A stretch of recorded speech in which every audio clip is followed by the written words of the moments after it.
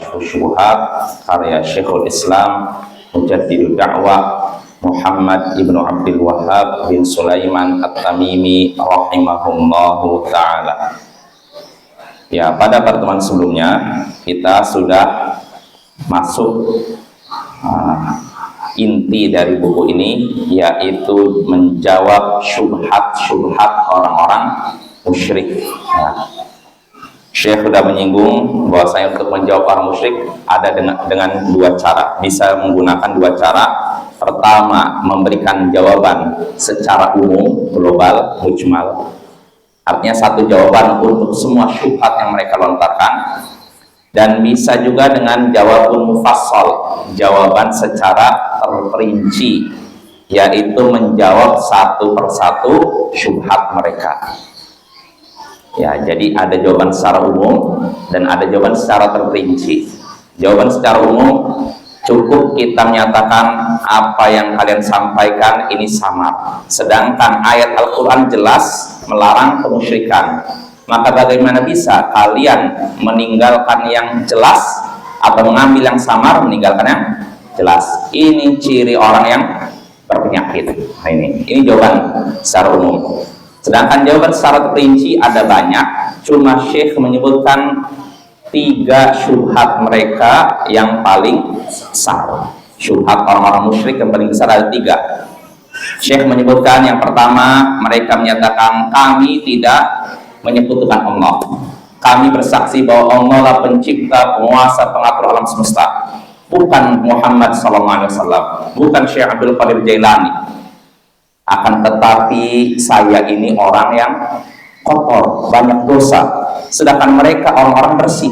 Karena itu aku meminta kepada Allah lewat mereka. Nah, ini syubhat pertama. Mereka menyangka dengan bersaksi Allah lah pencipta, penguasa, pengatur alam semesta, berarti tidak akan dianggap melakukan syirik kalau berdoa kepada orang soleh. Nah, ini syubhat pertama. Jadi bagaimana bisa kalian menganggap kami musyrik? Kami masih yakin bahwa Allah pencipta, penguasa, pengatur alam semesta. Nah, ini syubhat mereka. Maka kita katakan apa yang kalian katakan sama juga dengan pernyataan orang-orang musyrik zaman dahulu. Orang musyrik zaman dahulu juga mereka meyakini Allah adalah pencipta, penguasa, dan pengatur alam semesta. Tapi walaupun begitu mereka tetap dianggap musyrik karena beribadah pada selain Allah, sama seperti kalian. Nah, ini syubhat pertama dan jawabannya. Lalu syubhat kedua, mereka menyatakan ayat-ayat yang kalian sebutkan, wahai Wahabi, ini berlaku bagi para penyembah berhala, penyembah patung, bukan orang yang meminta tolong pada orang soleh. Jadi ayat-ayat yang kau sebutkan dari surat yang sudah disebutkan Syekh dalam banyak awal muqaddimah, ini semua ayat ini berbicara tentang para penyembah patung, musyrik Quraisy penyembah patung. Adapun kami tidak menyembah patung, kami minta tolong kepada orang soleh, kepada wali.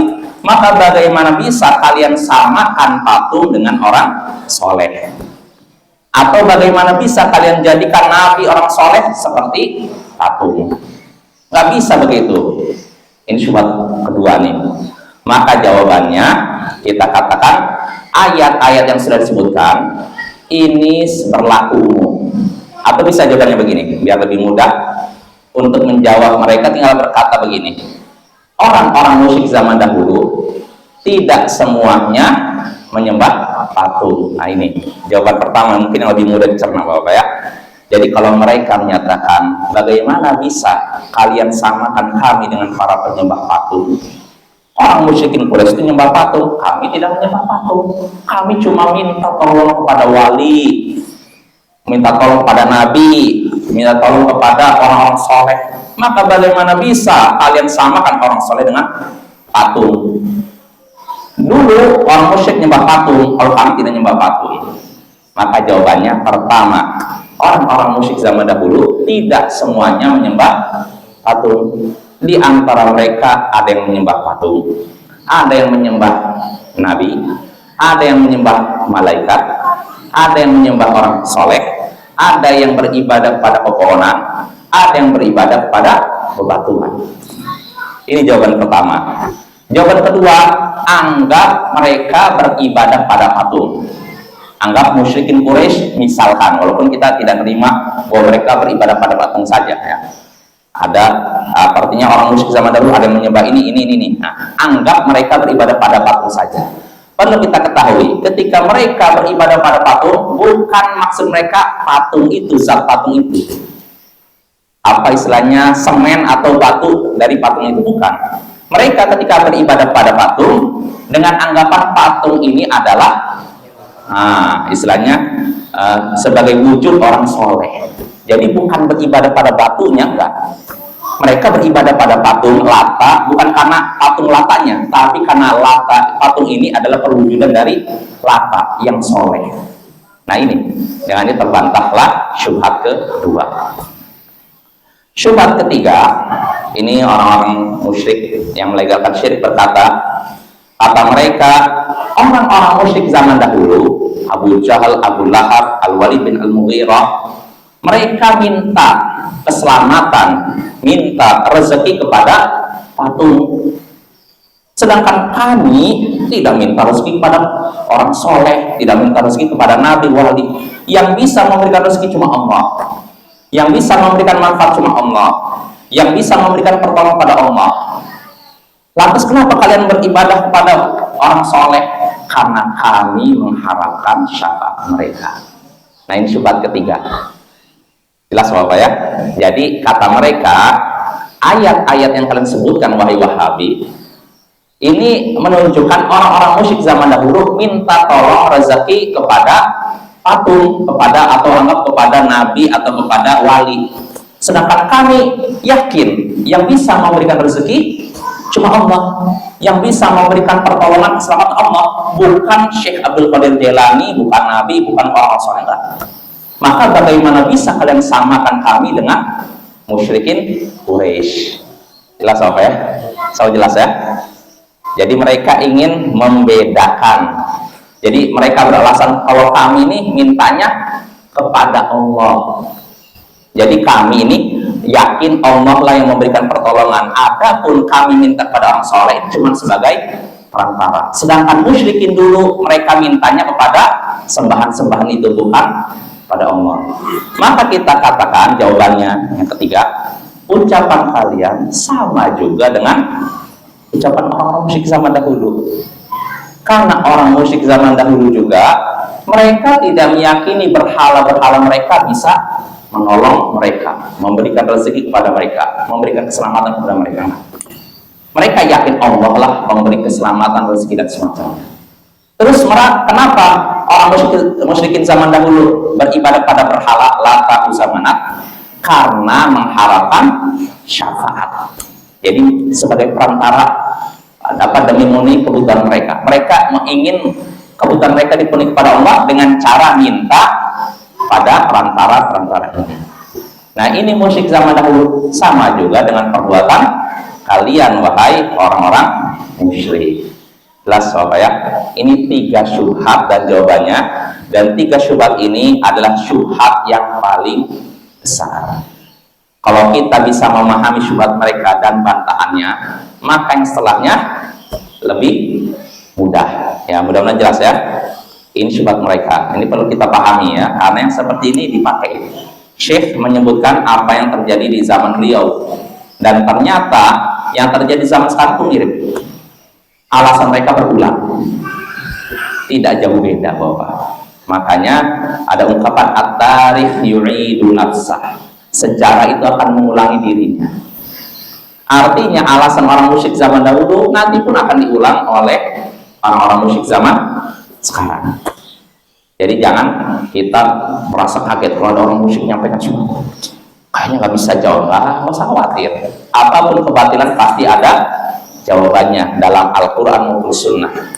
Karena kebatilan itu cuma berulang-ulang saja, cuma mungkin yang bedanya covernya aja, casingnya aja, tapi intinya sama itu Pak ya. Itu ya, itu jawaban ketiga. Insya Allah jelas ya. Nanti kalau masih belum jelas diulang-ulang Bapak ya sampai jelas. Karena yang namanya tauhid itu perlu diulang-ulang, sekali, dua kali, berkali-kali, sampai kita benar-benar paham hakikat tauhid seperti apa.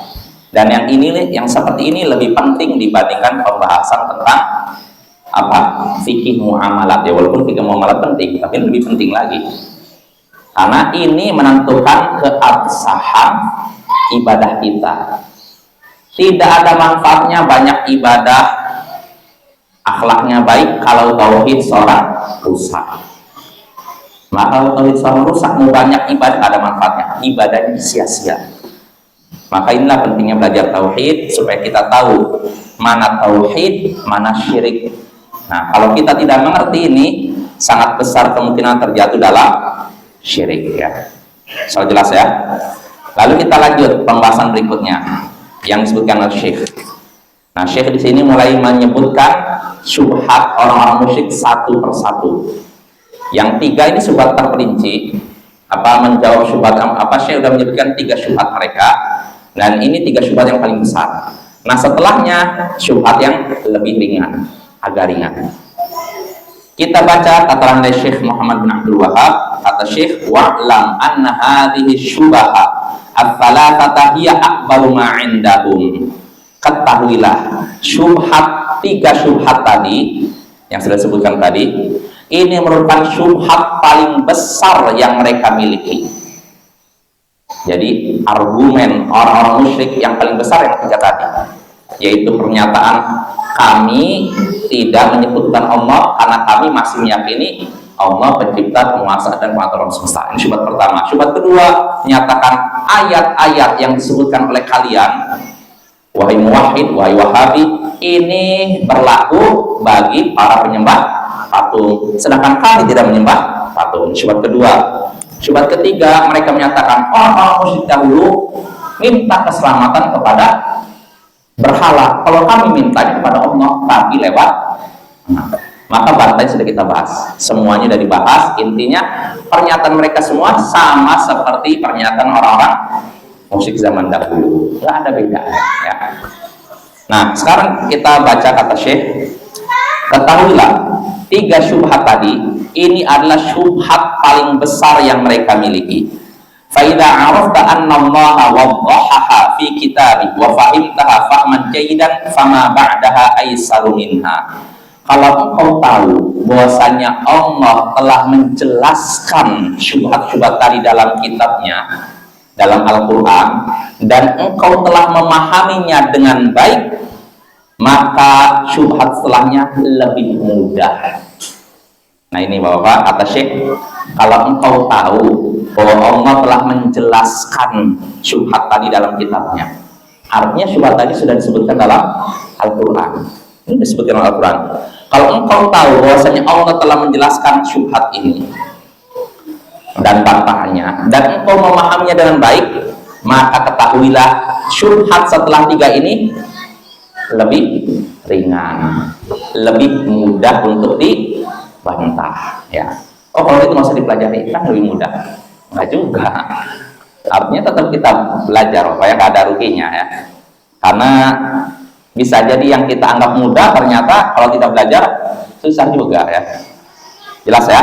Lalu kata Syekh, nah ini Syekh menyebutkan syubhat mereka satu persatu. Fa idza qala ana la a'budu illallah wa hadha liltija'u ila salihin wa du'a'uhum laisa bi'ibadah. Jika ia berkata, aku tidak beribadah kecuali kepada Allah, adapun permintaan kepada orang-orang soleh, minta tolong kepada orang-orang soleh dan berdoa kepada mereka, ini bukan ibadah.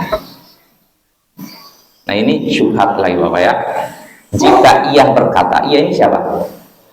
Orang musyrik ini. Jika orang musyrik berkata, aku tidak beribadah kecuali kepada Allah, aku hanya beribadah pada Allah, maksudnya gitu.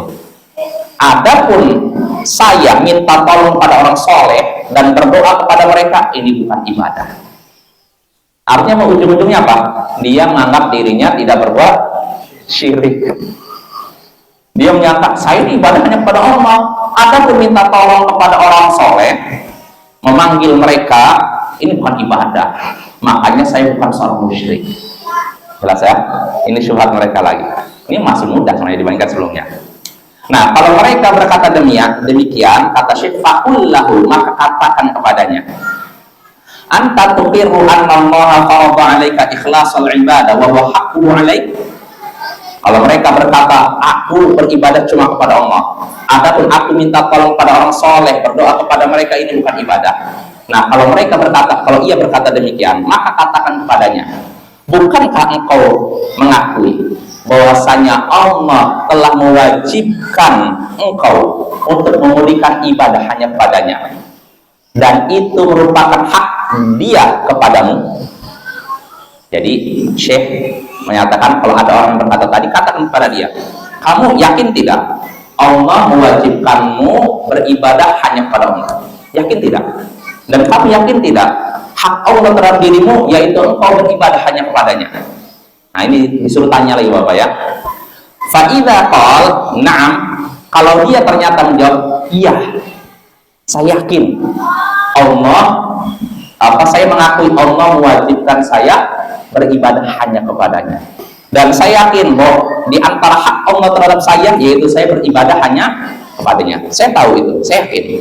Nah, kalau dia berkata demikian, faqul lahu, maka katakan kepadanya, bayyin li hadzal ladzi farada 'alaik wa huwa ikhlasul ibadati lillahi wahdahu wa haqqu 'alaik. Kalau memang kau mengakui bahwasanya Allah telah mewajibkanmu untuk beribadah hanya kepadanya, dan itu adalah hak Allah terhadap dirimu, maka kalau engkau sudah yakin demikian, jelaskan kepadaku, apa sih yang Allah wajibkan kepadamu? Seperti apa sih maksud memurnikan ibadah hanya kepada Allah, dan itu adalah hak Allah terhadap dirimu? Artinya jelaskan maksud ibadah itu seperti apa.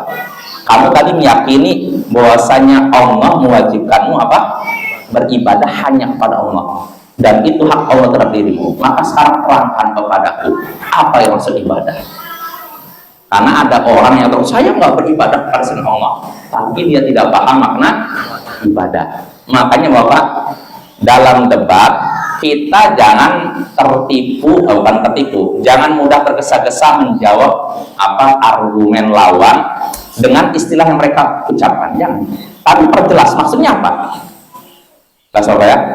Ya contohnya, ketika ada yang menyatakan, ini kalian nih ahlu sunnah misalkan mengharamkan salawat, maka kita tanyakan, salawat apa maksudnya? Kita selama ini sholat pakai salawat, ya kan? Memulai khutbah dengan salawat, menutup khutbah Jumat dengan salawat. Salawat apa maksudnya? Harus dijelaskan. Jadi jangan langsung ngomong itu, kita katakan, jelaskan apa itu salawat. Nah, dijelaskan. Kalau dia maksudnya menjelaskan salawat yang begini-begini, ternyata salawat syirik yang isinya memuji Nabi secara berlebihan, maka kita katakan, kalau maksud kamu dengan salawat adalah seperti ini, ya kami ingkari ini, kami tidak membolehkan itu.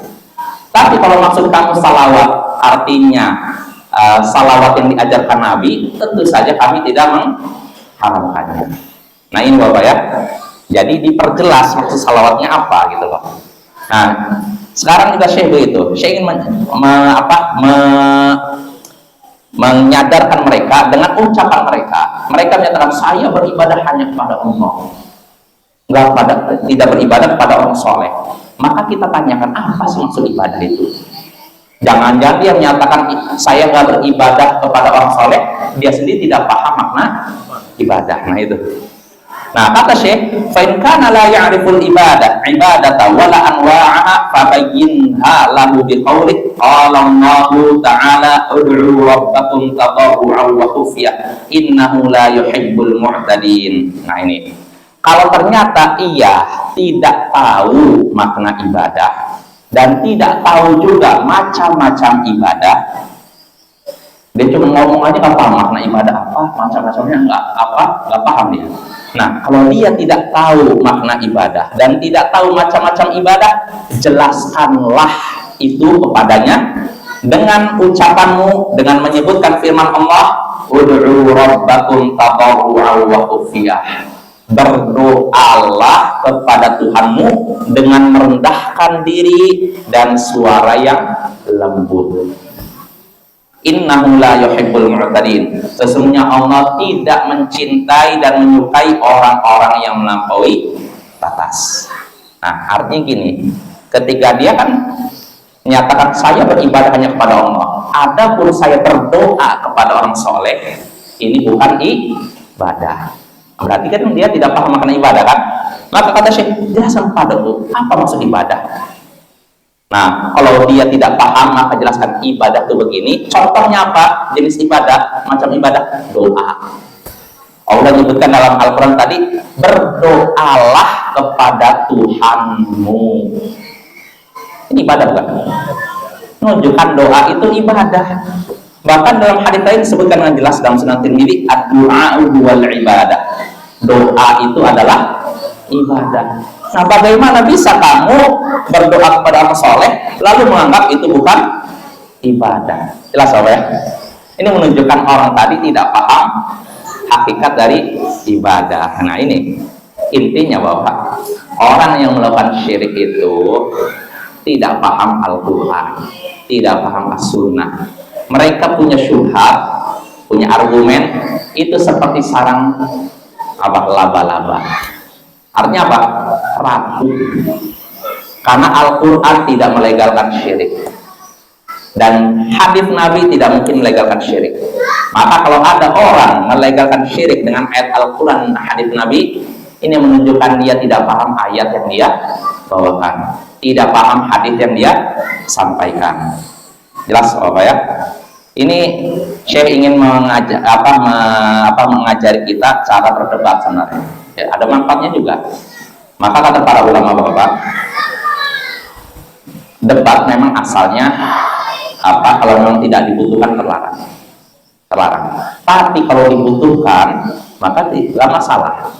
Ya, contohnya dalam kitab ini. Sebenarnya Syekh di sini mengajarkan kita apa? Mendebat orang musyrik. Ketika orang musyrik menyampaikan argumen membolehkan syirik, Syekh menyebutkan alasan mereka, lalu menyebutkan apa? Bantahannya. Alasan mereka bantahan, alasan mereka lagi bantahan, terus alasan bantahan. Berarti hakikatnya apa? Debat kan? Ya, tapi dalam bentuk buku ya, supaya kita mudah membacanya dan memahaminya. Ya, seandainya di zaman Syekh sudah ada radio, sudah ada video, mungkin Syekh pun direkam. Karena manfaatnya lebih luas dibandingkan cuma ini. Betul tidak?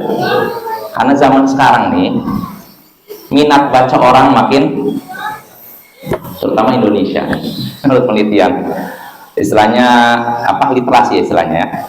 Iya, Indonesia itu termasuk rendah sekali dari dunia, di Asia bahkan. Jadi kalau memang kita mengajak umat untuk baca sulit, mau tidak mau kita pakai sarana lain. Di antaranya apa? Ya ini video. Ini lebih nempel, lebih sampai kepada orang awam dibandingkan tulisan. Betul tidak? Makanya itulah mungkin sebabnya kenapa Syekh Shalih Al Fauzan beliau mau hadir di TV. Padahal sebelumnya beliau termasuk ulama yang berpendapat video termasuk gambar makhluk bernyawa. Beliau nggak mengizinkan, nggak membolehkan. Tapi ternyata di kemudian hari beliau muncul. Ternyata apa? Beliau punya ijtihad. Kenapa? Dengan video maslahatnya lebih besar, ilmu bisa mencapai berbagai. Karena kalau cuma audio, orang biasanya cenderungnya bosan. Tapi kalau video, nampak. Nah, itu ijtihad beliau, Bapak ya. Walaupun ada sebagian ulama masih teguh pada pendapatnya, tetap tidak memakai video. Ya, kita saling menghargai ya, toleransi dalam hal ini, karena ada perbedaan pendapat di antara ulama ya. Intinya, Syekh di sini ingin mengajar kita untuk bukan mengajari kita untuk membantah syubhat orang musyrik lewat tanya jawab yang sebenarnya ini adalah debat. Ya. Nikmat juga kalau kita belajar kayak gini, baca gini. Kalau mereka berkata gini, dijawab begini. Kalau mereka berkata gini, dijawab begini. Dan ini metode yang disebutkan oleh beberapa ulama. Di antaranya Imam Ibnul Qayyim. Beliau kadang menyebutkan dalam kitab beliau apa yang masalah mengingkari takdir itu loh, namanya Syifaul Alil, bantahan terhadap orang yang mengingkari hikmah Allah. Di situ beliau menyebutkan dalam kitab beliau perdebatan, istilahnya apa kalau sekarang itu fiktif. Maksudnya gini, kalau ada orang yang menyatakan gini, bantahnya begini. Kalau dia berkata gini, begini. Jadi Syekh menyebutkan apa perdebatan yang beliau kira-kira. Oh, jadi kalau misalkan orang mengingkari takdir, mengingkari hikmah, menyatakan gini, bantahnya begini. Ini dibuat dalam bentuk percakapan, seakan-akan pernah terjadi. Padahal belum tentu terjadi, ataupun kalaupun terjadi tidak beliau saksikan. Cuma beliau susun itu supaya mudah dipahami, dibikin metode tanya jawab perdebatan gitu ya. Nah, sama seperti ini ya. Ya kita lanjut. Jadi kata Syekh, kalau orang tadi yang menyatakan saya beribadah hanya kepada Allah, adapun doa kepada orang soleh ini bukan ibadah kepada dia, berarti saya tidak syirik, bukan musyrik. Maka kata Syekh, kalau dia tidak paham makna ibadah, maka jelaskanlah. Dia tidak paham macam-macam ibadah, jelaskanlah dengan menyebutkan firman Allah Ta'ala, ud'u rabbakum tadarru'an wa khufyah. Berdoalah kepada Tuhan kalian dengan merendahkan diri dan suara yang lembut. Berdoalah kepada Tuhan kalian. Ini perintah tidak? Sedangkan apa yang diperintahkan Allah pasti dicintai oleh Allah. Dan apa yang dicintai oleh Allah adalah ibadah. Berarti berdoa kepada Allah adalah ibadah. Sebaliknya, kalau doa kepada selain Allah berarti ibadah pada selain Allah. Ibadah pada selain Allah namanya syirik. Ini jelas sekali Bapak. Cuma herannya orang yang melegalkan syirik seakan-akan buta, tidak bisa melihat ayat ini, tidak bisa melihat hadis Nabi, ad-du'a wal ibadah. Doa adalah ibadah. Terutama di kalangan sebagian kaum sufi, mereka melegalkan syirik ini Bapak. Jadi di antara mereka ada yang berkata, kalau kamu berkata pada muridnya, kalau kamu pergi jauh ke suatu tempat alami bahaya, panggillah saya. Saya akan menolong kamu. Nah, bahkan dinukil dari mereka cerita-cerita ya, khurafat kayak gitulah. Ada di antara mereka yang jatuh kaum sufi ini ke laut. Apa yang dilakukan? Karena dia sendirian di laut, akhirnya dia manggil gurunya, wahai syekh, tiba-tiba ada yang megang tangannya, lalu diangkat ke kapal. Nah, seperti ini ajaran sebagian kaum sufi melegalkan syirik. Jadi sufi, kaum sufi zaman sekarang ini lebih parah daripada kaum sufi zaman dulu. Kalau sufi generasi awal masih lurus, mereka adalah orang yang zuhud, cinta akhirat, ingin menjauh dari dunia, tapi masih kurang ilmu. Jadi kadang mereka masih bagus, cuma karena kurang ilmu terjatuh pada sebagian bid'ah lah istilahnya itu. Tapi mereka masih belajar. Nah, ada musuh di generasi belakangan sudah jauh dari ilmu. Makanya mereka banyak terjatuh pada syirik, bid'ah dan semacamnya, Bapak ya. Di antaranya ini, yang paling banyak melegalkan doa pada selain Allah adalah kaum sufi. Plus Syiah juga. Jadi mereka lebih mengutamakan doa pada selain Allah daripada pada Allah. Ya seperti contohnya orang Syiah, mereka kalau ada masalah manggilnya bukan ya Allah tapi ya Husain.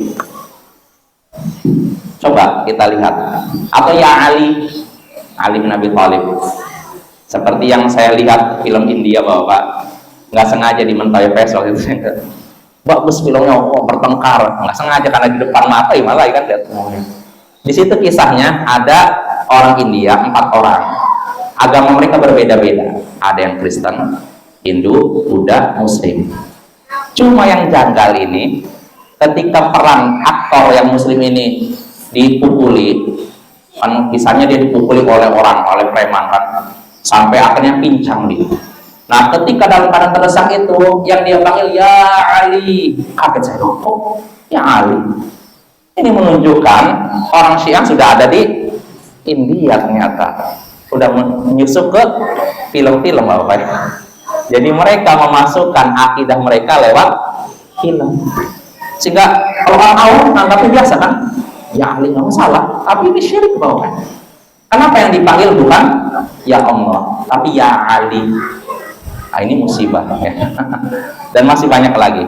Atau seperti orang Syiah ketika haji, melaksanakan ibadah haji, umat Islam ketika talbiyah, labbaik Allahumma labbaik, ya kan? Ya Allah, kami penuhi panggilanmu, ya Allah, kami penuhi panggilanmu. Tapi kalau orang Syiah, labbaika ya Husain, labbaika ya Husain, kami penuhi panggilanmu wahai Husain, kami penuhi panggilanmu wahai Husain. Nah, jadi mereka mempraktekkan syirik dalam keadaan terang-terangan. Ya, supaya ini musibah ya, yang harus dihilangkan ya. Dan alhamdulillah mereka orang Syiah nggak leluasa untuk mempraktekkan syiar mereka. Dulu sempat mereka dengan suara keras mengucapkan tadi labbaika ya Husain, labbaika ya Husain. Cuman setelah peristiwa tahun 2015 ya yang terjadi kecelakaan 2015 ya itu. Dan setelah itu kan diikuti ada kedutaan besar Arab Saudi dihancurkan kan. Terputuslah jamaah Syiah untuk haji di tanah suci. Hilang syiar-syiar mereka. Ya ada hikmahnya juga Pak ya. Karena kalau enggak kita nyaksikan syirik depan mata kita nggak bisa apa-apa. Dan tentu saja askar tentara untuk menghentikan mereka sulit juga karena jumlahnya banyak. Kalau satu orang bisa diam Pak, bisa kan? Tapi kalau yang datangnya puluhan orang, bagaimana? Sulit kan? Ratusan bahkan. Nah itu ya, kita kembali lagi. Jadi kalau orang-orang musyrik tadi, orang yang melakukan syirik ini tidak paham makna ibadah dan macam-macamnya, maka sebutkanlah firman Allah Ta'ala tadi yang menyadarkan dia. Contohnya tadi, ud'u rabbakum tadarru'an wa khufyah, berdoalah pada Tuhan kalian dengan merendahkan diri dan suara lembut. Nah ini Allah menyuruh engkau kalian untuk beribadah, untuk berdoa kepada Allah. Berarti doa adalah ibadah, maka jangan tujukan doa kepada selain Allah. Nah ini Bapak ya. Lalu kata Syekh, fa idza a'lamta bihadza faqul lahu hal 'alimta hadza ibadatan lillah fala budda an yaqul na'am wa du'a'u ukhul ibadah. Nah, jika engkau memberitahu dia dengan ayat tadi bahwa doa adalah ibadah, maka katakan kepadanya, apakah kau tahu bahwa ini adalah ibadah kepada Allah? Kamu tahu dengan dibacakan ayat ini, kamu tahu tidak berarti doa adalah ibadah pada Allah? Maka kalau disampaikan demikian, mesti dia akan menjawab, iya, doa adalah ibadah. Bahkan disebutkan kata Syekh, wa du'a'ul ibadah, doa adalah otaknya ibadah. Ini ada hadis yang menyebutkan demikian, tapi sanadnya lemah Bapak. Yang benar, yang sahih, ad-du'a'ul ibadah, doa adalah ibadah. Jelas ya? Nah ini. Lalu Syekh membaca lagi, faqul lahu, dan katakan padanya, idza aqarta annahu ibadatun wa da'awta Allah lailan wa naharan khaufan wa tama'a thumma da'awta fi tilkal hajah nabiyyan aw ghairah hal asyrakta fi hadhihi ibadatillahi ghairah fala budda an yaqul na'am. Katakan kepada dia ini siapa? Orang yang melakukan syirik tadi, yang menyangka saya doa kepada orang soleh bukan ibadah. Katakan pada dia, jika engkau mengakui bahwasanya doa adalah ibadah, kamu yakin doa adalah ibadah, dan engkau berdoa kepada Allah di malam dan siang hari karena cemas dan akan siksanya dan mengharapkan balasannya, kalau engkau yakin doa adalah ibadah dan engkau berdoa kepada Allah di malam dan siang hari, kemudian setelah itu engkau berdoa kepada Nabi atau selainnya untuk memenuhi kebutuhanmu, bukankah engkau sudah menyekutukan Allah dalam hal peribadatan? Nah ini Bapak ya. Nah kalau dikatakan kepada dia demikian, fala budda an yaqul na'am. Kalau dikatakan tadi kepada orang tersebut perkataan tadi, maka mesti dia menjawab, iya, Allah, doa adalah ibadah dan saya berdoa kepada Allah, lalu saya juga berdoa kepada Nabi, berarti saya sudah menyekutukan Allah dengan Nabi. Nah dengan ini kalau orangnya waras langsung sadar, oh iya, buat saya khilaf, udah saya nggak mau lagi doa kepada orang soleh, saya nggak akan lagi minta-minta kepada wali yang sudah mati. Ini kalau orang yang waras Bapak ya, orang yang punya akal sehat. Tapi kalau orang akal yang sudah tidak sehat, sudah jelas dalil seperti ini, tetap tidak akan terima. Itulah hidayah Bapak ya. Maka bersyukurlah kepada Allah atas hidayah tauhid. Ya mungkin sampai sini. Insya Allah pada pertemuan berikutnya kita lanjutkan lagi terkait dengan syubhat tadi. Masih ada lanjutnya Bapak ya, karena berhubungan panjang, karena kalau dibahas mungkin waktunya tidak cukup. Insya Allah pada pertemuan berikutnya kita sempurnakannya. Subhanakallahumma bihamdik asyhadu an la ilaha illa anta astaghfiruka wa atubu ilaik. Assalamualaikum warahmatullahi wabarakatuh.